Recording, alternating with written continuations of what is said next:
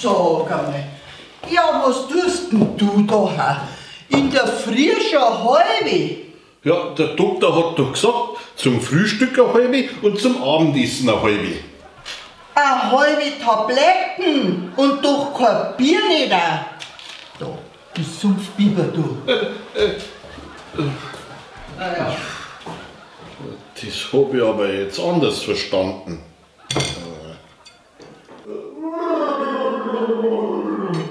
Rudi, was ist denn mit dir? Ist alles in Ordnung?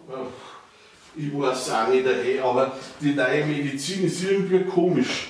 Mir wird da alle total schwindelig davon. Du mal her. Da ist aber nichts drin, was dir irgendwie damisch machen hat. Ja, genau, dann lies einmal ganz unten. Ja, da steht nur, vor Gebrauch kräftig schütteln. Ja, genau, und wenn ich das mache, wird mir total schwindelig.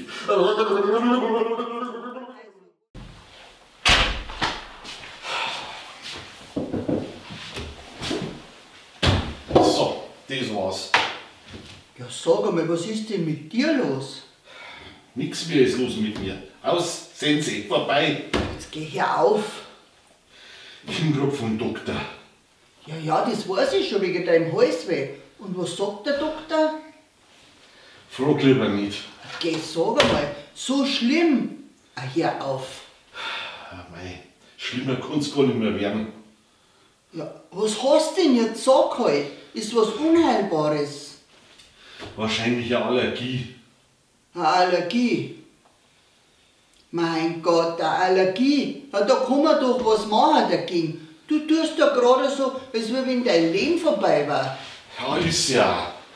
Ja, warum denn? Auf was bist du denn allergisch? Hopfen. Eine Hopfenallergie? Oh mei, das wär zach. Ja, sag ich doch. Ja, und was sagt der Doktor, wie kann man das heilen? Ja, er meint mit Hyposensibilisierung.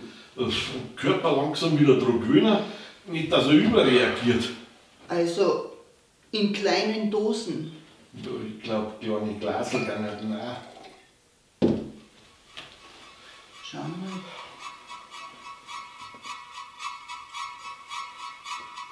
Und, merkst du schon was? Mhm. Okay.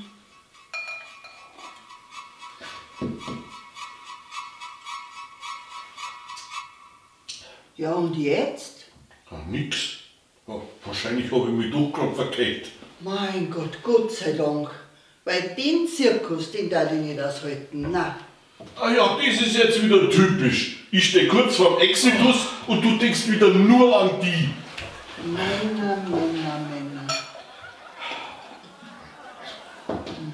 Genau. Bayern Comedy wird unterstützt durch die private Landbrauerei Schönraum.